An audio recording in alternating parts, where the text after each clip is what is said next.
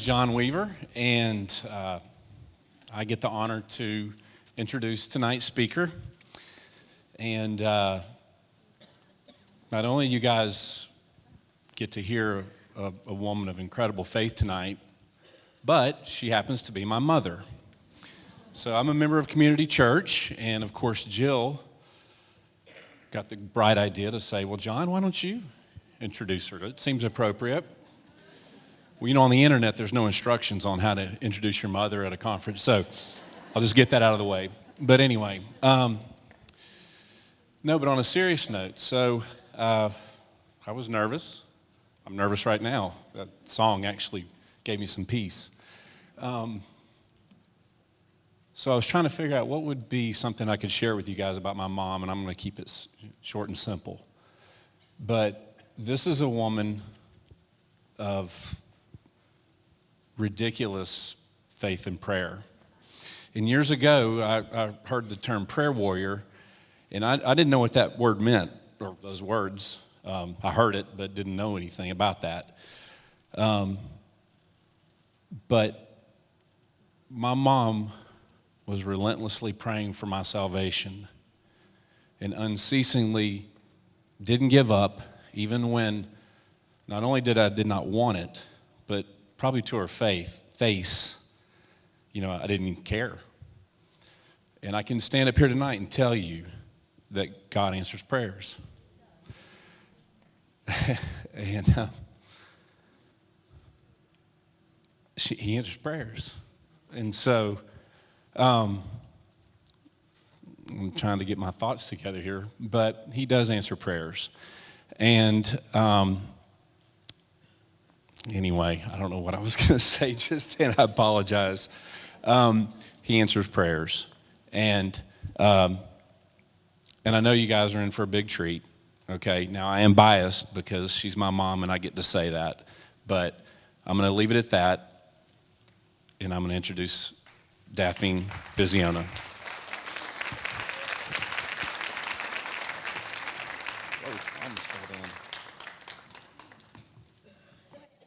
Get to cry before I even start. Wow.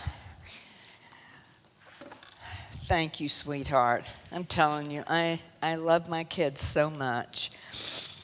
You know, I'm honored that your team went to so much trouble to make this happen.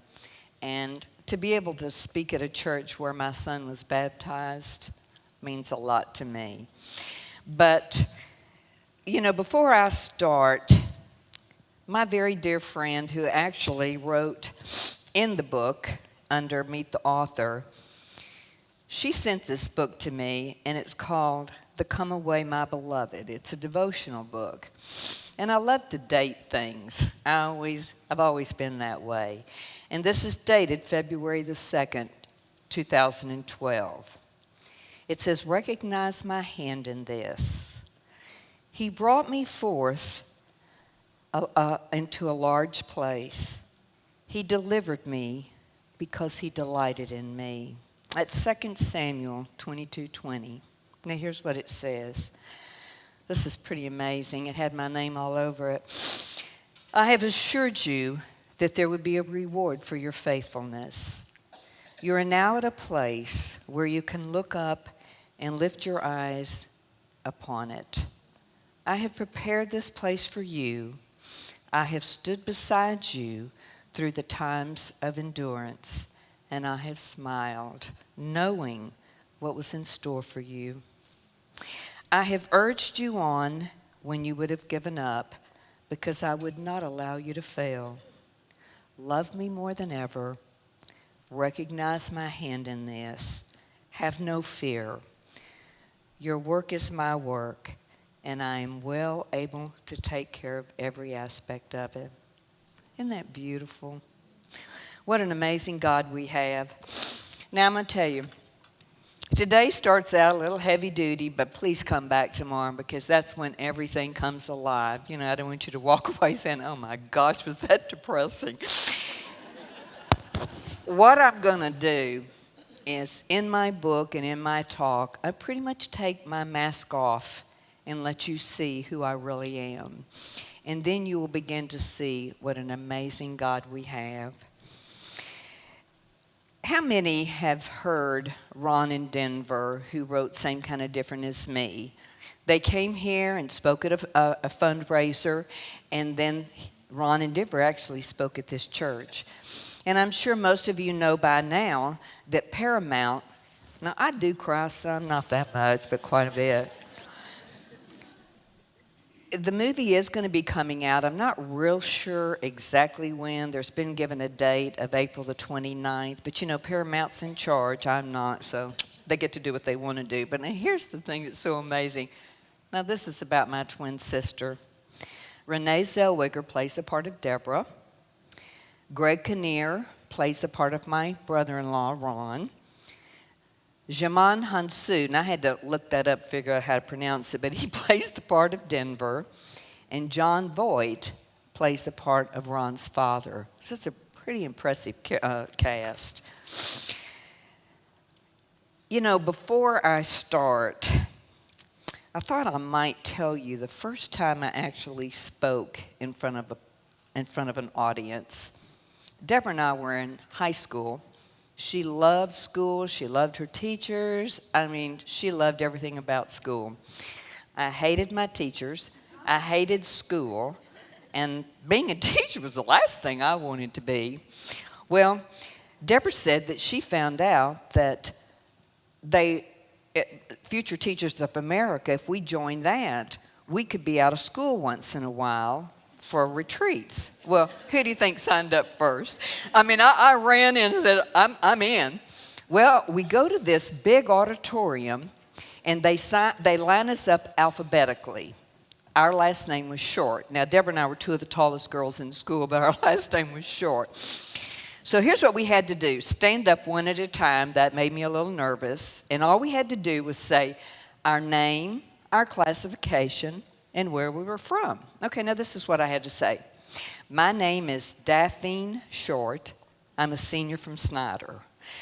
I thought, you know what, I better start practicing. So, I mean, by the time they got to Deborah stood up, very calm, cool, and collected, and she said, my name is Deborah Short. I'm a senior from Snyder.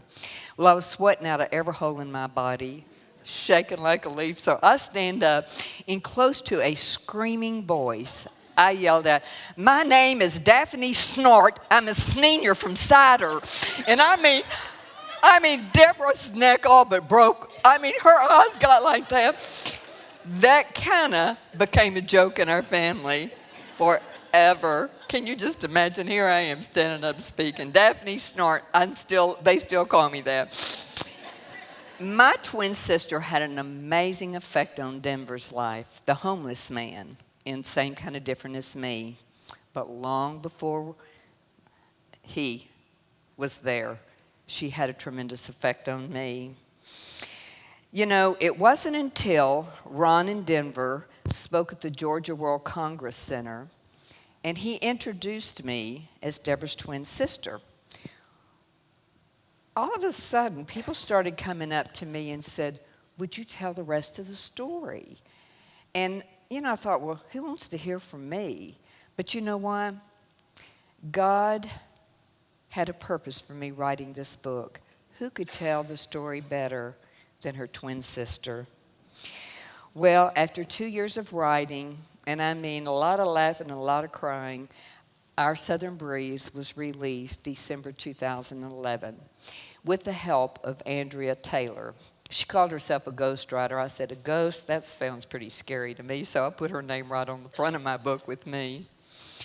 But today, I come to you as a successful business owner. I've run a company for over 25 years, an author and a speaker.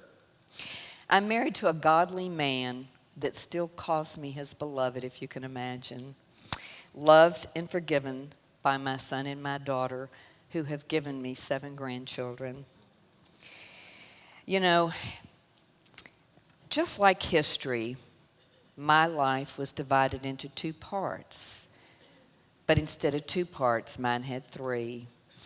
The AD was before Christ. BC was before Christ. The AD after Christ. But in the middle was a very amazing thing that happened to Deborah and me. We went to a healing conference in Anaheim, California. The BC was when I really hit rock bottom, and I stayed there for a pretty long time. And then the middle was Anaheim, and that absolutely radically changed our lives. And then the AD was when all of a sudden I realized that God had given me a second chance to be the person that He created me to be. And things never did stop changing after that. How many of you are twins or have twins in your family? Well, our family has 5 boys. We call them the man farm. So we got a lot in our family. But Deborah and I were born July the 14th, 1945.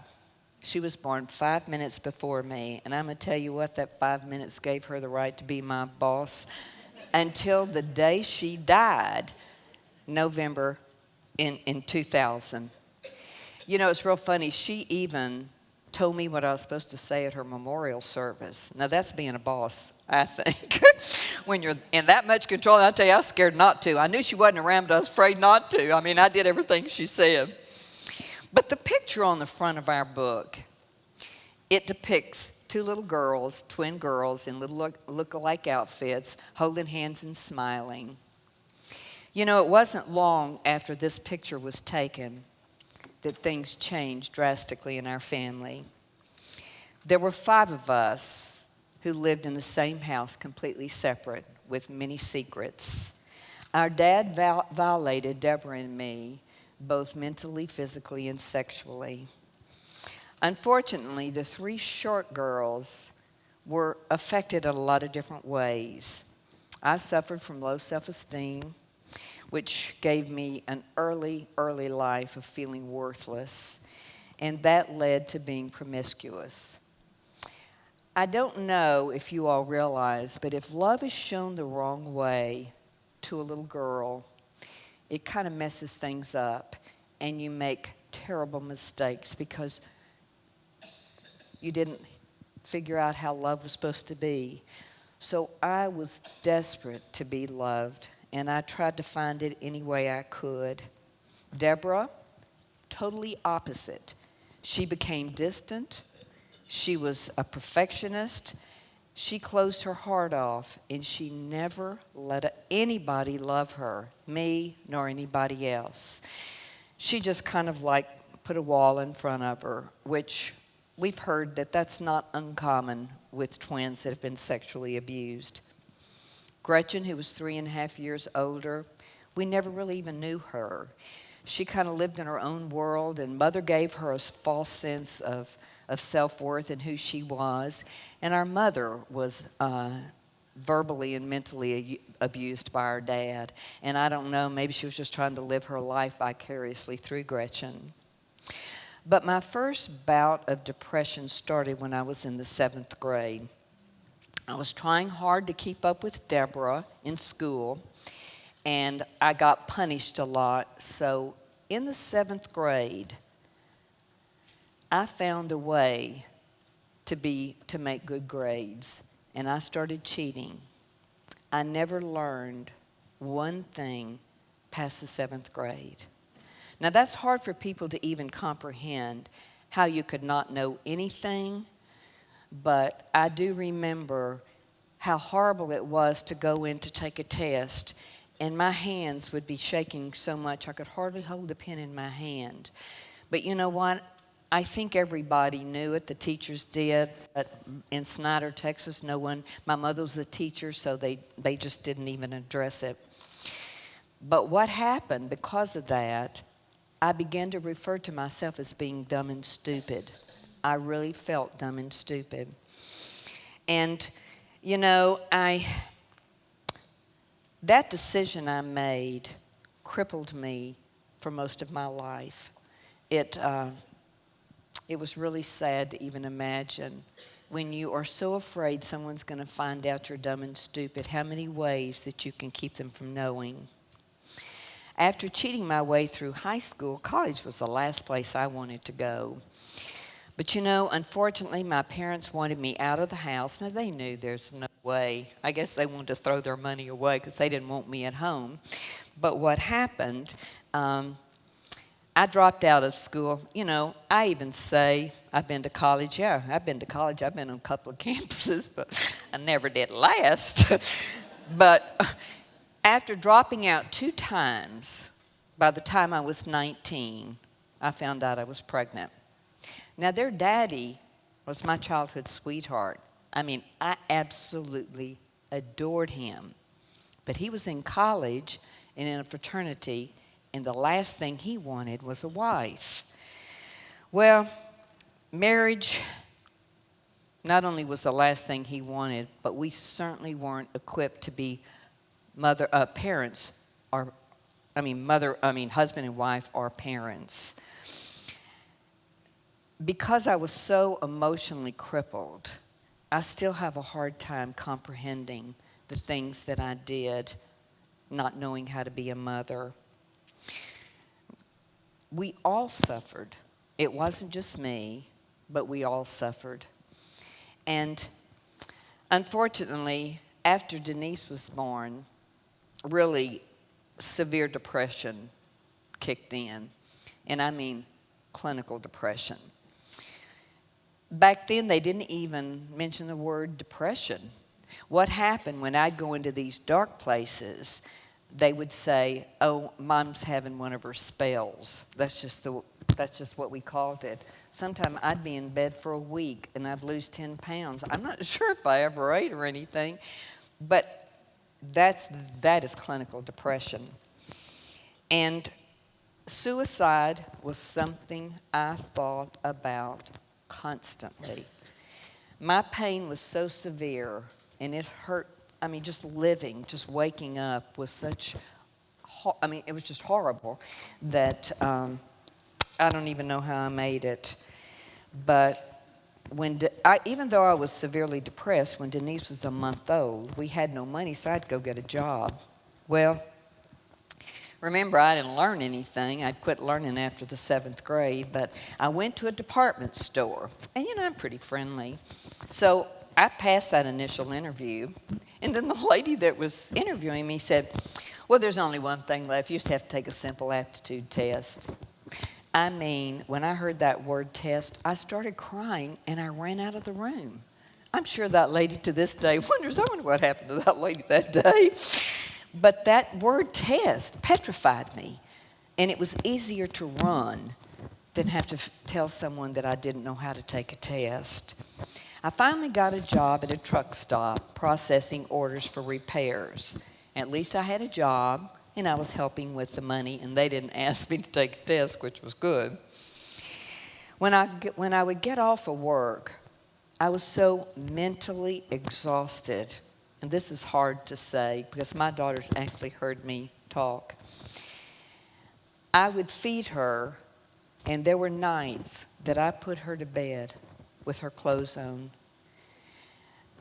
Can you imagine a mother not even having the energy to be able to dress their little baby in pajamas? Well, her dad was better at being a daddy than I was mother, and he did help a lot of times. Well, I remember one time when I was having one of my spells. I was in a dark place, and I heard Denise crying. And I can remember I walked in her and stood at the door, and I just started screaming. Blood-curdling screaming. All she wanted was her mommy to hold her. And I was so empty that I had nothing to give her, and all I could figure out was just to scream. And I think God somehow protects children from things like that. She was never physically hurt, but she was emotionally and physically neglected. She never really had a mommy. I was empty, and just taking care of myself at that time was a real challenge. Even now, after all these years, I still have a hard time with that. God forgives you. The hardest person is to forgive yourself. I'm sure you all know that. I never questioned whether God forgave me. And I really, believe it or not, she forgave me. But 5 years later, John Kevin, now, I don't care what you all call him. We got too many Johns in our family. He's John Kevin to me. He never really experienced what Denise experienced because I was better prepared at that time to be a mom. But during that time, I went to a revival and I actually accepted Jesus as my Savior.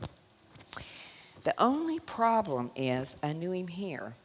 I didn't know him here. And there was nobody there to disciple me and help me understand the decision I made. Well, it was years later when not only did I experience his forgiveness, but he also filled my empty heart. Eventually, I got a better job. I was still suffering depression, but it was a pretty good job. How many of you know anybody that has committed suicide? Man, can you believe the hands that go up? Well, I share this part of my journey to assure you most of the time it's not a personal choice. I even have a friend whose son committed suicide. And I mean, she clings on to some of the words that I have spoken. After 18 years of marriage, it was ending in divorce. And I was devastated, even though I don't know how he could have even lived with someone as depressed as me, but it was ending in a divorce. I had attempted suicide numerous times before this, one particular time. But I went to work, had a good job, a pretty responsible job. I went to work, and I told my employees I was going to go home for a while, and I would see them in just a short time. I'd go home, get some stuff, and I'd come back. I got home, and nobody was there. I put my car in the garage. I shut the garage door, and I kept the motor running.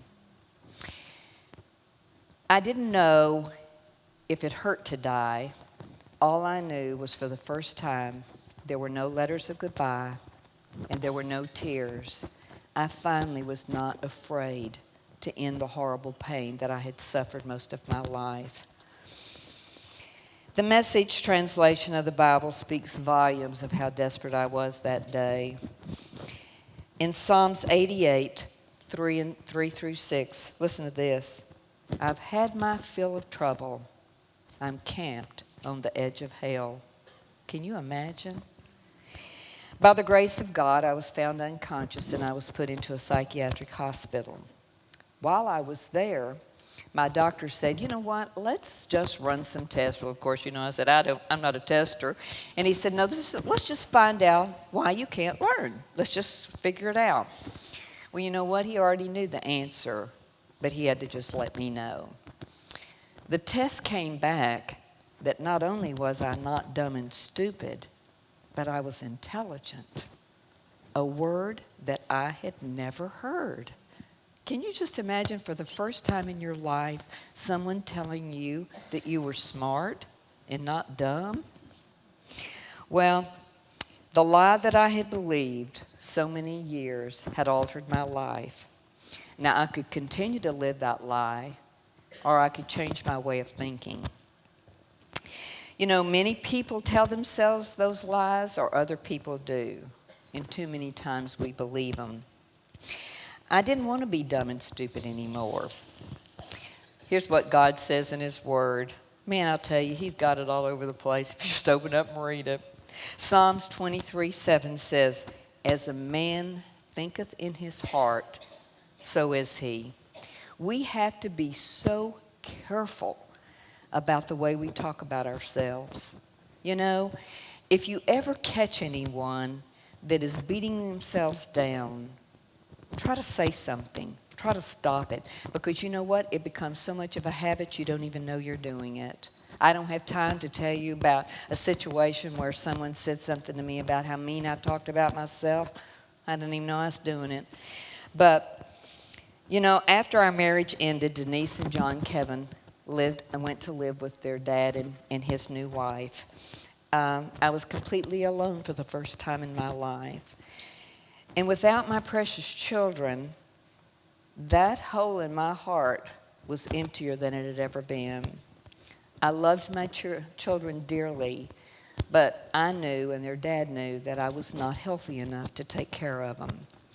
Denise was going into her senior year in high school, and John Kevin was going in the 6th grade. Once they left, they never came back. I missed out on watching my children grow up into adults. Look at this. I'm still sad about it. But fortunately, I was included in all the family events. But the sad thing about it, I always felt like I was on the outside looking in at this little happy family. God speaks clearly in His Word about how much He abhors divorce. You know what? We get to do what we want to do, but we also suffer the consequences of the bad choices that we make. There is a reason God does not want us to be divorced. Then here I was living alone in a little house that I had rented. John had taken all the kids' belongings and including their furniture. Not only was I reminded daily of how lonely and depressed I was, but I was too depressed to even make it look like a home. I mean, I think if I remember correctly, I had sheets hanging up in the windows. It wasn't a home, and I didn't want it to be. It was during this time I started making some terrible choices with the men that I dated. I remember one time, after I'd made a real mistake, I got so desperate I called a church. And I mean, I was telling them stuff that I should never have told anybody. I just was throwing up in the phone. After I finished all my talking, this nice lady said, "This is the answering service. Could I have someone call you?" I mean, I slammed that phone down so hard. Well, my next call, I thought, well, I'm going to call my twin sister. Well, Deborah told me to fall on my knees and ask God to forgive me. By the time she finished beating me up with her Bible, I felt worse than I did when I started. But you know, that's just where we were. Time passed, and my second marriage failed. By that time, I thought, I am never going to know what it's like to have a husband in a real marriage. I hope each one of you know that we have a loving and tender Father who cares deeply for each one of us. In fact, in Psalms 56:8, He says He bottles every one of our tears. God answers the mess of our life with 2 words, mercy and grace. One day at work, I received a call from Deborah. In her demanding way, she said that she wanted me to go to a healing conference in Anaheim. She'd pay for everything. Well, I was excited because I thought finally we were going to be able to make things right. I had craved a relationship with Deborah.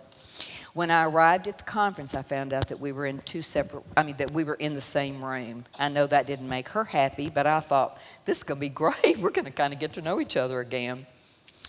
When the lights were turned out, my hopes were really crushed when she said, "Are you asleep?" And I said, "No." And she said, "Daphne, I know you want me to tell you I love you, but I don't, and I never have. You have been a disappointment to me all of my life." Well, not only did I cry myself to sleep, but I thought, I'm a disappointment to myself. I'm a disappointment to my sister. What on earth can I do to change? I cried myself to sleep that night. Deborah invited me to Anaheim for God to heal my messed up life. I came wanting a relationship with my twin sister. At each meeting, Deborah made sure we were never sitting together. During one session, God touched my heart so profoundly that I knew I needed to be alone. I walked into our room, the lights were out, I fell on the floor, and I was just spread eagle. I wept harder than I believe I'd ever cried. I wept for my lost childhood. I wept for my precious children. I wept for this brokenness between my sisters and me. And I wept for all the wrong decisions that I had made. I have no idea how long I was there crying. God says in His Word in Matthew 11:28, "Come to me, all you who are weary, and I will give you rest." Once I scraped myself up off the floor, I was completely different. God had forgiven me. He had restored my broken heart. The shame and fear that had crippled me was gone forever. By the grace of God, those ugly burdens were lifted. And all of a sudden, I experienced God's promise in Psalms 103:12. As far as the east is from the west, He has separated us from our sins. When I returned to the seating, I sat at the end, and they were singing, "There's no God like Jehovah." The longer they sang, the bigger it got. It was like the Holy Spirit was just swarming in that room. All of a sudden, Deborah looked down at me, and she said, "I love you." We ran together I'm sure there were people wondering what was going on. We were hugging for the first time since we were little girls. And she just kept saying, "I am so sorry that I have been a Pharisee and I have judged you for so many years." As we walked out hand in hand, there was a man that neither one of us knew that stopped us, and he said, "God has given me a word for you." He said, "He has shown me 5 icebergs. There were 5 in our family." And he said, "God is sending a southern breeze to melt the hardest of hearts. And one day you'll look back and your lives will never be the same." God explains in His Word what He did for Deborah and me that day in Psalm 18:16. He reached down from heaven and He rescued us. He drew us out of the deep waters.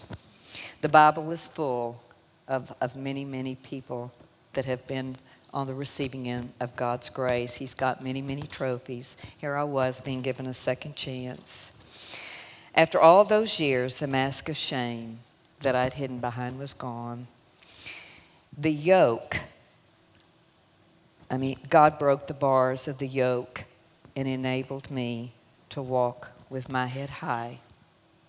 I left the healing conference that day experiencing 1 Peter 5:10. I write this in every one of my books.